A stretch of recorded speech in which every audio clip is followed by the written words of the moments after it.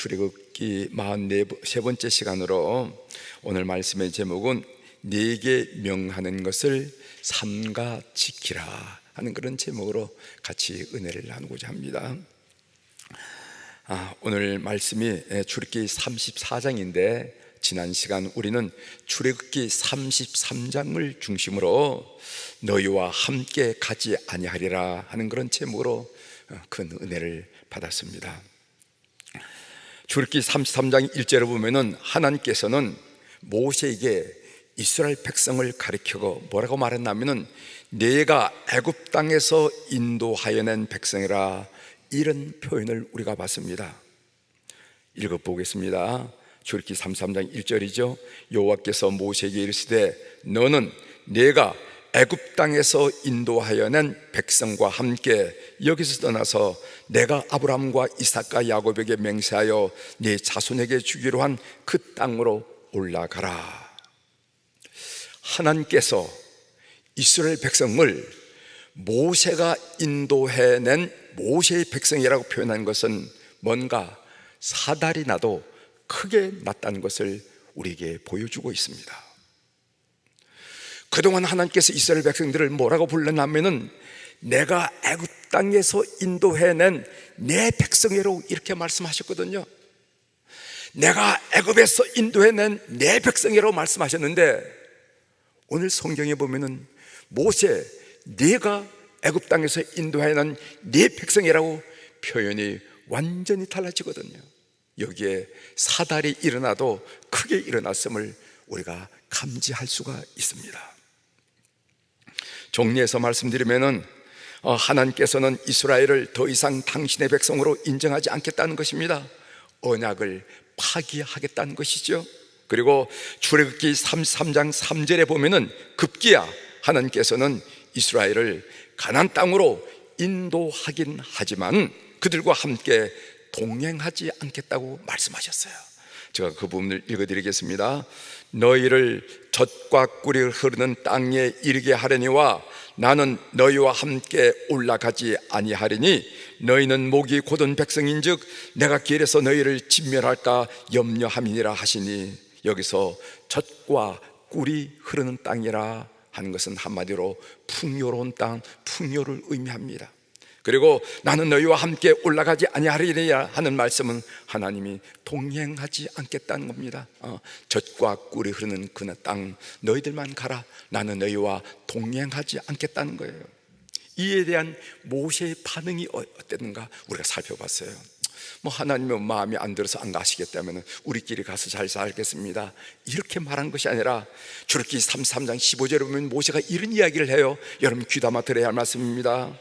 모세가 여호와께 아뢰되 주께서 친히 가지 아니하시려거든 우리를 이곳에서 올려 보내지 마옵소서, 이렇게 얘기하는 거예요. 젖과 꿀이 흐른 땅을 주님이 함께 가시지 않겠다면은, 동행하지 않겠다면은 우리 그냥 여기 머물겠습니다. 이 척박한 광야에 머물겠습니다, 이렇게 얘기하는 거예요. 하나님의 없는 아무리 젖과 꿀이 흐르는 풍요의 땅 가나안이라 할지라도 하나님이 없이는 싫다는 거예요. 싫다는 거. 하나님이 없는 풍요는 싫습니다. 하나님이 없는 성공 출세는 싫습니다. 하나님이 계시지 않다면은 그게 우리에게 무슨 의미가 있겠습니까? 그게 우리 인생에 무슨 의미가 있습니까? 세월 지나면 다 없어지고 말 건데 그게 우리에게 무슨 의미가 있겠습니까? 이렇게 모세가 이야기한 것입니다. 그래서 지난 시간 설교 말미에 우리는 이런 질문을 받았습니다. 사랑하는 아들아, 사랑하는 딸들아, 너도 하나님 없는 풍요는 싫니? 하나님이 없는 풍요는 싫니? 이 질문에 예라고 대답하는 교우들이 많음을 저는 참 감사하게 느껴요. 신방을 하면서 대화를 깊이 나누다 보면은 그 마음을 읽게 되는데 그 마음들 비록 이렇게 살고 있지만은 그 지위가 어떠하든 그 사회적 지위가 어떠하든 그가 누리는 풍요가 어떠하든 간에 고백하는 고백을 보면은 다 하나님이 있어서 중요한 것이죠. 하나님이 없는 풍요는 싫어요 하는 그런 고백을 우리 교우들로부터 들을 수 있어서 너무 고맙고 너무 감사하고 너무 행복하다 하는 그런 느낌이 있습니다. 오늘 읽은 본문은 하나님께서 이스라엘의 범죄로 말미암아 이 파기된 언약을 새롭게 갱신하고 그 증거로 십계명 돌판을 새로 기록해 주시는 내용입니다. 오늘 우리가 본문이 출애굽기 34장 전체가 그 내용이 되겠지만은 오늘 반복되는 내용은 빼고 몇 가지 제가 받은 은혜를 여러분들과 함께 먼저 나누려고 합니다. 첫 번째, 우리는 하나님께 드려진 첫 태생이라는 거예요. 우리는 하나님께 드려진 첫 태생이라는 겁니다. 여러분, 오늘 우리가 출애굽기 14장 19절부터 20절, 오늘 우리가 본문으로는 읽지 않았지만 거기에 보면 하나님께서는 첫 태생에 대한 규례를 말씀하고 있습니다. 들어보십시오. 모든 첫 태생은 다 내 것이며 내 가축의 모든 점난 수컷인 소와 양도 다 그러하며 나귀의 첫 새끼는 어린 양으로 대속할 것이요 그렇게 하지 아니하려면 그 목을 꺾을 것이며 내 아들 중 장자는 다 대속할지며 빈손으로 내 얼굴을 보지 말지니라. 이렇게 말씀하셨어요.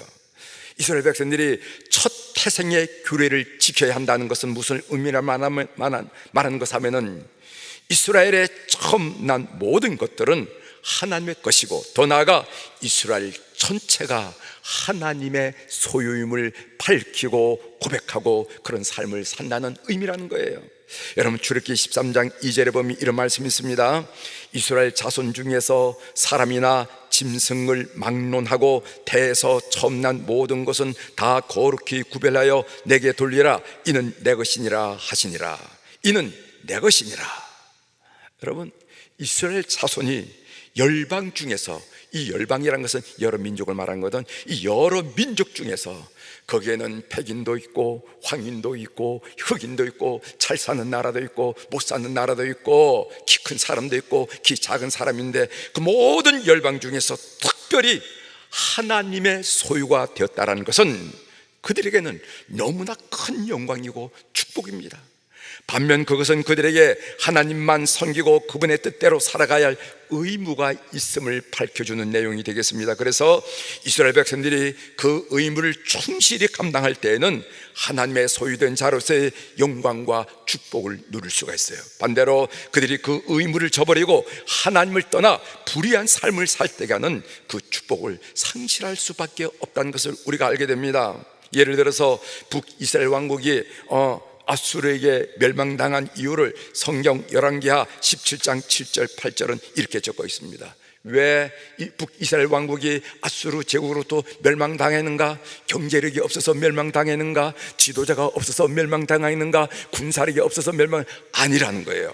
여기 보시죠. 제가 읽어드리겠습니다. 이 일이라는 것은 뭐냐면 북이스라엘 왕국의 멸망을 이 일이라 말합니다. 이 일은 이스라엘 자손이 자기를 애굽 땅에서 인도하여 내사 애굽의 왕 바로의 손에서 벗어나게 하신 그 하나님 여호와께 죄를 범하고 또 다른 신들을 경외하며 여호와께서 이스라엘 자손 앞에서 쫓아내신 이방 사람의 규례와 이스라엘 여러 왕이 세운 율례를 행하였음이라. 이렇게 말씀하고 있어요. 북이스라엘 왕국이 멸망당한 이유는 하나님께 대한 그들의 의무를 저버렸기 때문이라 하고 성경이 밝혀주고 있습니다. 이와 마찬가지로 오늘날 예수 그리스도의 대속으로 말미암아 하나님의 소유된 우리 성도들 역시 축복과 의무를 동시에 가지게 됩니다. 우리가 그리스도로 말미암아 누리는 축복은 성경은 이렇게 표현했는데 제가 몇 가지만 소개해드리겠습니다. 이 몇 가지만 이 묵상해도 와, 우리가 그렇게 우리의 신분이, 우리의 지유가, 우리의 축복이 그런 것인가 여러분 알게 될 거예요. 제가 몇 가지만 소개해드리겠습니다.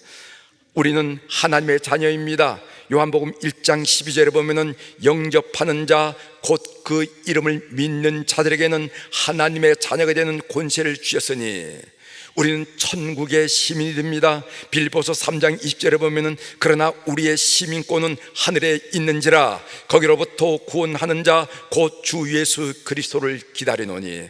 우리는 왕같은 제사장의 신분과 지위를 가지고 있습니다. 베드로전서 2장 9절에 보면은 그러나 너희는 택하신 족속이요 왕같은 제사장들이요. 우리는 영원한 생명을 소유한 자들이라고 말하고 있습니다. 요한일서 5장 12절에 보면 아들이 있는 자에게는 생명이 있고 아들이 없는 자에게는 생명이 없느니라, 이렇게 말씀합니다. 여러분, 이 간단히 소개한 몇 구절의 말씀도 이 말씀을 묵상해 보면 와, 우리가 엄청난 축복을 누리고 있구나, 우리가 엄청난 축복을 받고 있구나, 우리에게는 엄청난 축복이 예정되어 있구나 하는 것을 우리가 고백하지 않을 수가 없어요. 감격스럽지 않아요? 그러나 한편으로는 우리는 하나님의 소유된 자들로서 하나님의 영광을 위해 살아야 하는 의무가 있는 자들입니다. 이래서 사도 바울은 우리에게 이렇게 촉구하고 있어요. 고린도서 6장 19절부터 20절에 보면은 들어보십시오. 너희 몸은 너희가 하나님께로부터 받은 바 너희 가운데 계신 성령의 전인 줄을 알지 못하느냐. 너희는 너희 자신의 것이 아니라 값으로 산 것이 되었으니, 예수 그리스도의 보혈로 값으로 산 것이 되었으니 그런즉 너희 몸으로 하나님께 영광을 돌리라, 이렇게 말씀해요. 사랑하는 성도 여러분, 진정 여러분은 우리 자신이 하나님의 소유라고 여러분 믿으십니까? 그렇다면 여러분의 삶으로 하나님께 영광을 돌리려는 그런 소원과 갈망이 충만하기를 주의 이름으로 권면합니다. 왜 살아야 됩니까? 하나님의 영광, 그 하나님께 영광을 돌리려는 소원, 그 열망이 여러분 삶에 충만하셔서 가정에 있으나 직장에 있으나 친구들과의 관계를 하나 무슨 대화를 하든 간에 그런 열망이 충만한 교우들이 되기를 주의 이름으로 축원합니다. 두 번째로 제가 본문을 묵상하면서 느낀 거예요. 아무리 중요하고 바쁜 일도 안식일을 범하는 이유가 될 수가 없구나 하는 것을 느꼈습니다. 여러분, 출애굽기 34장 21절에 보면은 10계명 중 제4계명인 안식일 준수의 계명이 다시 한번 반복되어 나와 있습니다. 읽어드리겠습니다. 너는 엿새 동안 일하고 일곱자 내려는 쉴지니 밭갈 때나 거둘 때도 쉴지며, 이런 말씀이 있어요. 여러분, 이 안식일 규정에 더 특이한 특이한 구절을 우리가 발견하게 되는데, 여기 보면 밭갈 때나 거둘 때에도 쉬라 라는 명령이 첨가되어 있습니다. 이 말이 첨가된 것은요, 가나안 땅에서는 밭갈 때와 거둘 때에 쉰다는 것은 그만큼 그들의 삶에서 농경사에서 어려운 일이기 때문에 이런 말씀을 하셨다고 그렇게 여기십니다. 즉 가나안 땅에는 우기와 건기가 비교적 뚜렷한데 만약 이 시기를 놓치게 된다면 한 해의 농사를 망치게 됩니다. 농경사에서 한 해의 농사를 망친다라는 것은 그것이 어떤 의미인지 여러분 상상할 수 있지 않겠어요? 그러므로 밭갈 때와 거둘 때에도 쉬라는 것은 아무리 중요한 일이 있어도 결코 이 날을 범해서는 안 된다 하는 말씀으로 오늘 계약을 갱신할 때 하나님께서는 그 말씀에다 밭갈 때와 그리고 거둘 때라는 말씀을 더 첨가했다고 그렇게 여기신다는 것입니다.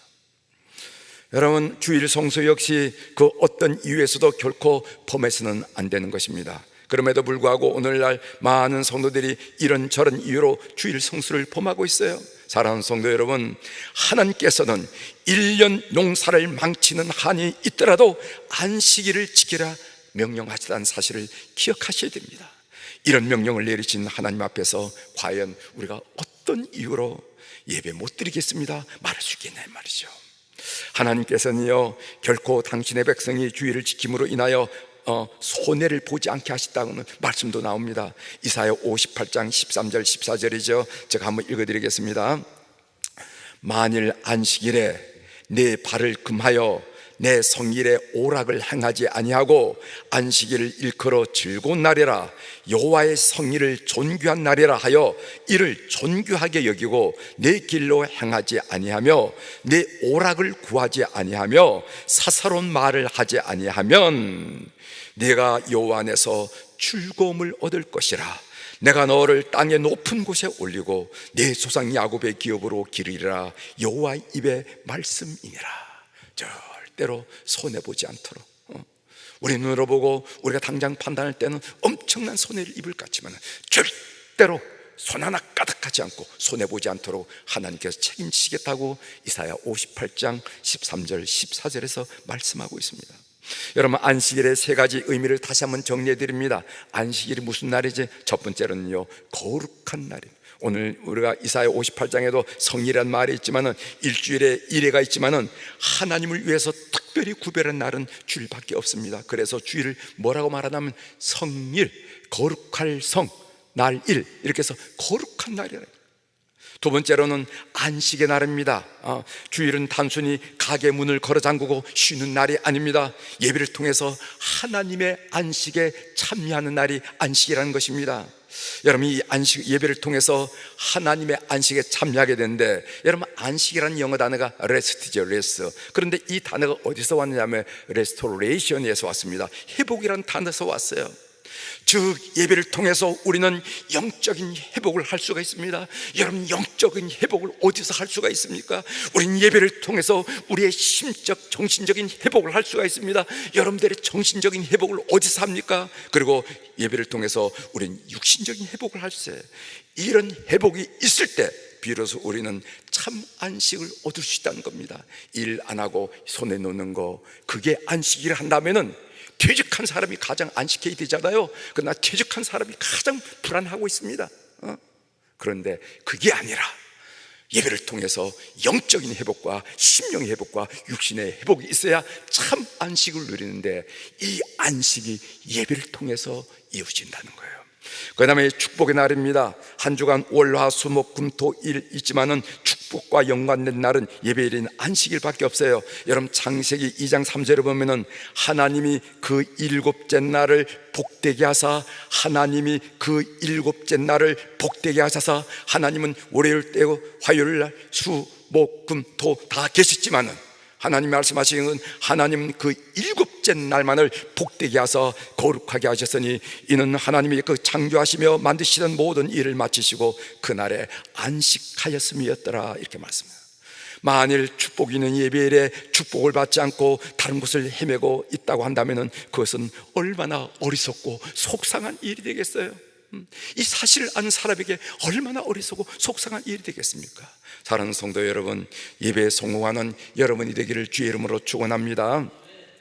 세 번째 본문을 통해서 제가 느낀 거는요, 삶의 성공 비결은 하나님의 법에 순종하는 것입니다. 오늘 출애굽기 34장 23절 24절에 보면요, 하나님께서는 이스라엘 백성들에게 모든 남자는 매년 3번씩 당신 앞에 보이라고 명령하시면서 그때 이방 민족이 이스라엘의 땅을 탐내어 엿보지 못하게 하겠다고 약속하신 장면을 보게 됩니다. 제가 읽어드리겠습니다. 출애굽기 34장 23절 24절입니다. 너희의 모든 남자는 매년 3번씩 주 여호와 이스라엘의 하나님 앞에 보일지라. 내가 이방 나라들을 네 앞에서 쫓아내고 네 지경을 넓히리니 내가 매년 3번씩 여호와 네 하나님을 뵈려고 올 때 아무도 네 땅을 탐내지 못하리라. 여기서 매년 3번씩 하나님 앞에 보이라는 것은 이스라엘의 3대 절기를 말하는 거죠. 그 3대 절기라는 것은 무교절, 그리고 오순절, 칠칠절, 맥주절이라는 두 번째 절기, 그리고 가을에 갖는 수장절, 이 세 절기입니다. 6월절 무교절, 그 다음에 칠칠절, 그리고 맥주절, 그리고 또 수장절, 이렇게 이 세 가지 절기를 지켜요. 그런데 그 절기를 지키기 위해서는 이스라엘 모든 성인 남자들이 성전으로 모여야 했으므로 이스라엘의 온 땅은 군사적으로 무방비 상태가 됩니다. 따라서 그때 이방인의 침입을 받으면은 속수무책으로 당할 수밖에 없어요. 더 구체적으로 말씀드리면요, 하나님의 말씀을 순종하다 보면은 그 기간에 국가가 애침을 받아 망할 수도 있다는 얘기입니다. 그런 상황이 벌어진다 할지라도 하나님 말씀에 순종하라, 이렇게 이야기하는 거예요. 얼마나 하나님의 말씀에 순종하는 것이 중요하면 이런 극단적인 예로 성경이 우리들에게 말하고 있을까 하는 말씀으로 제가 도전을 받았습니다. 저는 볼링을 잘 할지 모르지만은요, 볼링에 대한 말씀을 한마디 드리려고 합니다. 볼링에는 10개의 핀이 다 넘어뜨린 것을 뭐라고 스트라이크 했다 이렇게 얘기하죠. 스트라이크를 하기 위해서는 반드시 맨 앞에 1번 핀을 넘어뜨려야 합니다. 그래서 1번 핀을 뭐라고 말하냐면 킹핀, 왕의 핀, 킹핀이라 이렇게 합니다. 초보자들은 10개의 핀들을 다 바라보고 쳐다보고 볼을 굴리지만은 고수들은 킹핀에 한 점을 행해서 볼을 굴린다는 겁니다. 10개를 넘어뜨려야 하지만은 사실은 킹핀 하나를 정확하게 맞추면은 다른 핀들은 다 넘어지는 거예요. 우리 인생의 킹핀은 무엇인가? 하나님의 말씀임을 믿으시길 바랍니다. 오직 하나님의 말씀의 사람이 되십시오. 존 위슬레가 그렇게 이야기했잖아요. 여러분은 한 책의 사람이 되십시오. 한 책이 뭔가? 하나님의 말씀, 성경 말씀의 사람이 되십시오. 오직 하나님의 말씀에 붙잡혀 사는 우리 교우들이 되기를 주의 이름으로 축원합니다. 그러면은 그 다음은 볼 것 없이 인생 스트라이크를 칠 수 있다는 것을 믿는 여러분들이 되십시오. 하나님의 말씀에 대한 순종이 행복의 지름길이라는 것을 오늘 성경이 이스라엘 백성들을 향해서 한 말씀을 여러분들이 기둥으로 넘기지 마십시오. 이상과 같이 출애굽기 34장의 말씀을 좀 정리를 하고요, 제가 본문을 묵상할 때 하나님 말씀에 대한 순종이 행복의 지름길입니다 라는 말씀이 하나님의 음성처럼 저희 귓가를 떠나지 않았어요. 하나님 말씀에 대한 순종이 행복의 지름길입니다. 우리는 지도자들조차도 거짓말을 반복듯이 하는 사회에 살아가고 있습니다. 거짓말이 드러나도 갖가지 해괴한 논리로 변명하는 아주 혼란스럽고 혼돈스러운 사회를 지금 살아가고 있어요. 아이들이 보고 들을까봐 걱정이 이만저만이 아닙니다. 지난주 새벽 기도회 때 제일 무서운 줄 알라라는 제목의 설교를 하면서 임마누엘 칸트의 아버지에 대한 일화를 소개한 적이 있어요. 어느 날 칸트의 아버지가 말을 타고 산길을 지날 때였습니다. 강도를 만났어요. 강도들이 그로부터 가진 것을 다 빼앗은 다음에 물었습니다. 숨긴 것은 더 없느냐? 없습니다. 물건을 다 뺏기고 길을 가던 칸트의 아버지는 바지춤에 금덩어리가 있음을 뒤늦게 발견했습니다. 그는 강도들에게 다시 돌아갔어요. 조금 전에는 경황이 없어서 숨긴 게 없다고 말했지만은 가다 보니까 이 금덩이가 남아 있었습니다. 받으십시오. 그 말에 강도들은 머리가 하얘지고 말았습니다. 강도들은 빼앗은 물건을 다 돌려주면서 그 앞에 엎드려서 용서를 빌었다고 하잖아요. 다른 이야기입니다.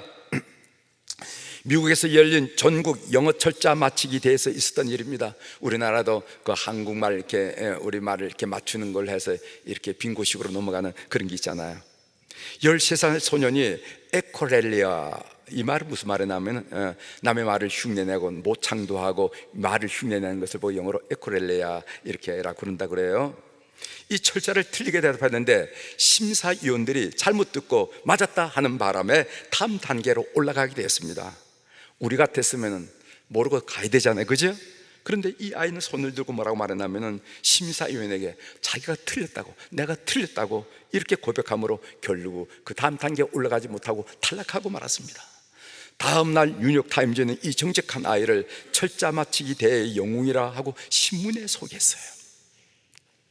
사랑하는 성도 여러분, 정직하게 사는 사람이 바보 취급당하는 세상이지만은 우리 그리스도인들은 하나님의 말씀대로 살아갑시다.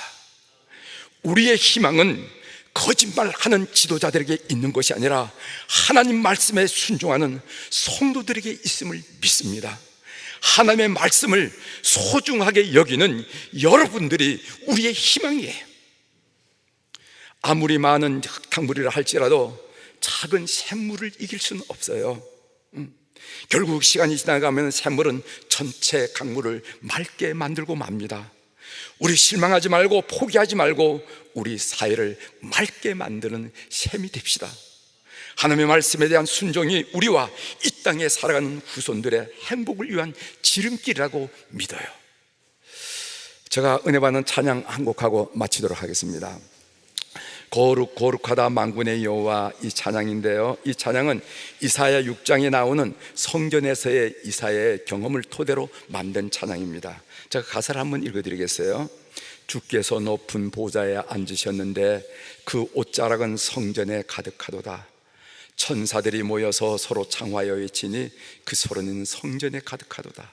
거룩 거룩하다 만군의 여호와, 그 영광이 온 땅에 충만하시도다. 주님의 거룩한 옷자락이 대한민국 온 땅을 가득 들이우고 기도합니다. 한국교회여, 주님의 거룩한 신부로 일어서십시오. 제가 우리 기도 동역자들과 더불어 이 사드 그 성주에 사드가 있잖아요. 그 사드가 들어오기 전에 한 5년 전인가 그 성주의 높은 산에 올라가 가지고 손을 이렇게 하면서 이 찬양을 한번 부른 적이 있어요. 찬양. 거룩 거룩하다 만군의 여호와, 그 영광이 온 땅에 충만하시도다. 언젠가는 백두산에서, 언젠가는 한라산에서 하나님의 거룩한 옷자락이 이 한반도에 가득 들이우기를 소원하면서 불렀던 그런 찬양인데, 잘 몰라요. 제가 이 찬양이 만만치 않은 찬양이어서 제가 성가대한테 부탁을 드렸습니다. 먼저 우리 성가대 먼저 부르신 다음에 우리 함께 한번 불러보도록 하겠습니다. 먼저 성가대 좀 부탁드릴게요.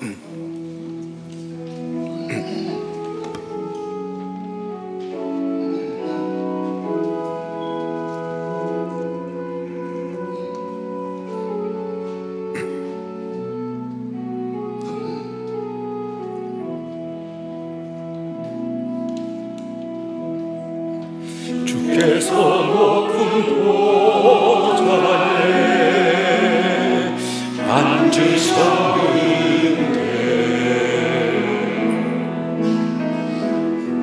그 옷자락은 성전에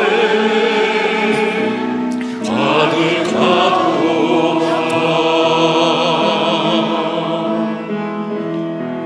천사들이 모여 서로 찬양하여 외치니 그 소리는 성전에 가득하도다.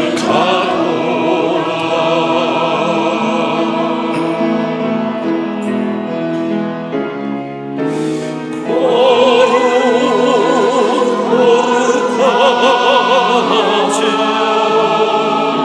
만군의 여호와,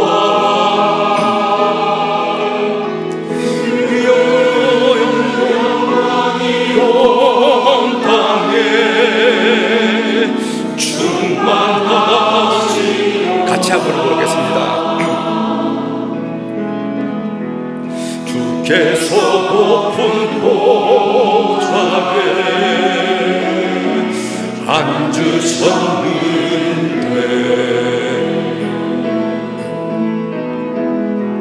그 옷자락은 성전에 가득하도다.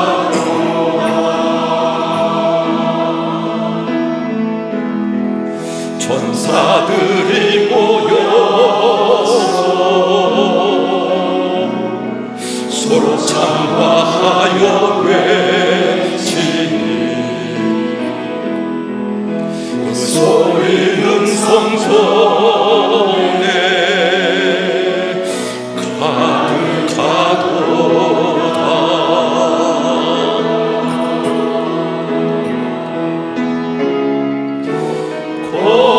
거룩 거룩하다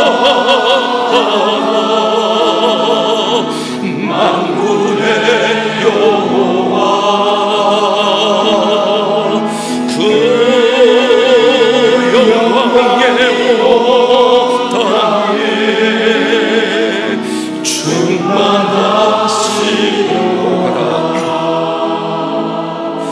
거룩 거룩하다 만군의 여호와, 그 영광이